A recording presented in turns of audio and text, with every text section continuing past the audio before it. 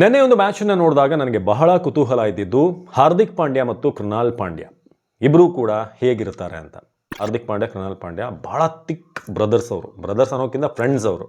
ಅಷ್ಟೊಂದು ಗಾಢವಾದಂಥ ಒಂದು ರಿಲೇಷನ್ಶಿಪ್ ಅವ್ರದ್ದು. ಯಾರೇ ಆದರೂ ಕೂಡ ಹಾರ್ದಿಕ್ ಪಾಂಡ್ಯ ಕೃಣಾಲ್ ಪಾಂಡ್ಯ ಥರ ಇರಬೇಕು ಅಣ್ಣ ತಮ್ಮ ಅಂತ ನಾವೇ ಅನ್ನಿಸ್ತಾ ಇತ್ತು ನಮಗೆ. ಪ್ರತಿಯೊಂದು ಸೆಲೆಬ್ರೇಷನ್, ಏನಾದರೂ ಒಂದು ಸಣ್ಣ ಪುಟ್ಟ ವಿಚಾರ, ಫೀಲ್ಡಲ್ಲಿ ಏನಾದರೂ ಒಂದು ಸಣ್ಣ ಸಕ್ಸಸ್ ಏನಾದರೂ ತಮ್ಮನಿಗೆ ಬಂದರೆ ಅಣ್ಣ ಅದನ್ನು ಸೆಲೆಬ್ರೇಟ್ ಮಾಡೋದು, ಅಣ್ಣನಿಗೆ ಏನಾದರೂ ಒಂದು ಸಕ್ಸಸ್ ಸಿಕ್ಕಿದ್ರೆ ತಮ್ಮ ಅದನ್ನು ಸೆಲೆಬ್ರೇಟ್ ಮಾಡೋದು. ಇಬ್ಬರೂ ಕೂಡ ಮೇಡ್ ಫಾರ್ ಈಚ್ ಅದರ್ ಅನ್ನೋ ರೀತಿಯಾಗಿದ್ದಂಥ ಬ್ರದರ್ಸ್ ಅವರು.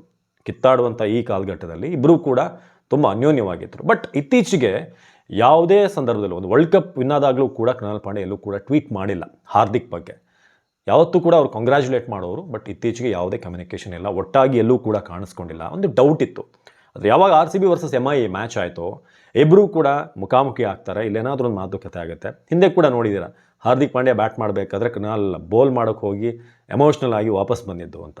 ಒಂದೇ ಟೀಮಲ್ಲಿ ಆಡ್ತಿದ್ದಂಥವ್ರು ಮುಂಬೈ ಇಂಡಿಯನ್ಸಲ್ಲಿ. ಸೊ ಅದಾದಮೇಲೆ ಬೇರೆ ಬೇರೆ ಫ್ರಾಂಚೈಸ್ಗೆ ಶಿಫ್ಟ್ ಆದರೂ ಅದು ಬೇರೆ ವಿಚಾರ.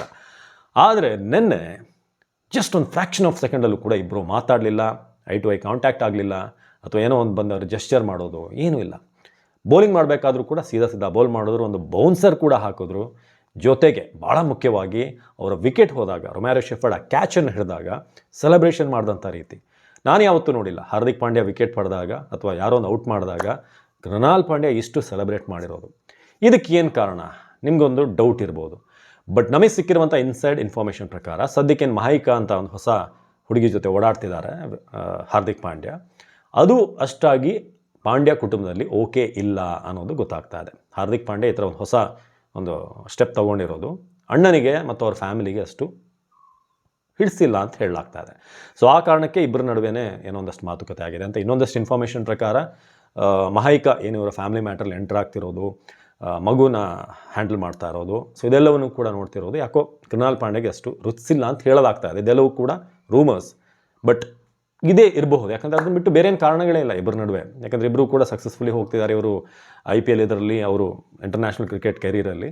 ಸೊ ಇದೊಂದು ಮೇನ್ ರೀಸನ್. ಮಹೈಕಾ ಅನ್ನುವ ಹುಡುಗಿ ಎಂಟರ್ ಆದಮೇಲೆ ಏನಾದರೂ ಬದಲಾವಣೆ ಆಗಿದೆಯಾ, ಅಥವಾ ಹಿಂದೆ ಅವರ ಪತ್ನಿ ಏನಿದ್ರು ಸೊ ಅವರಿವರು ದೂರ ಆಗೋಕ್ಕೆ, ಅವ್ರು ಒಂದು ಮಾಡೋಕ್ಕೆ ಕೃಣಾಲ್ ಪ್ರಯತ್ನ ಪಟ್ಟಿರ್ತಾರೆ. ಯಾಕಂದರೆ ಒಟ್ಟಿಗೆ 4 ಜನ ಕೂಡ ಕೃಣಾಲ್ ಅವರ ಪತ್ನಿ, ಹಾರ್ದಿಕ್ ಪಾಂಡ್ಯ ಅವರ ಪತ್ನಿ ಜೊತೆಯಾಗಿ ರೀಲ್ಸ್ಗಳನ್ನ ಮಾಡ್ತಾಯಿದ್ರು, ಸೆಲೆಬ್ರೇಟ್ ಮಾಡ್ತಾಯಿದ್ರು.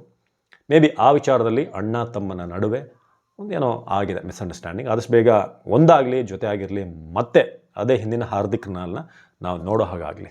ಏನಂತೀರಾ? ನಮಸ್ಕಾರ.